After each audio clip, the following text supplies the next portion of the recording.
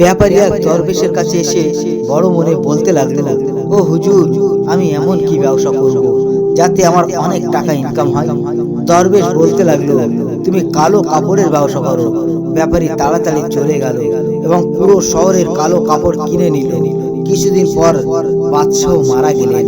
পুরো শহরে কান্নাকাটি পড়ে গেল এবং কালো কাপড়ের খুবই প্রয়োজন। খুঁজে খুঁজে সেই ব্যাপারীর কাছে আসতে লাগলো লোকজন।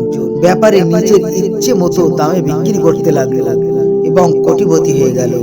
তারপর কিছুদিন পর ওই ব্যাপারী আবার সেই দরবেশের কাছে আসলো। এবার এসে ঘোড়ার পিঠ থেকে নিচে নামলো না। বলতে লাগলো, ও আল্লাহর পাগল বান্দা, এবার বলো কিসের ব্যবসা করব। দরবেশ বলতে লাগলো, তুমি তরমুজ বিক্রি করো। ব্যাপারী পুরো ধন সম্পদ দিয়ে তরমুজ কিনে আনলো, কিন্তু তার তরমুজ একটাও বিক্রি হলো না।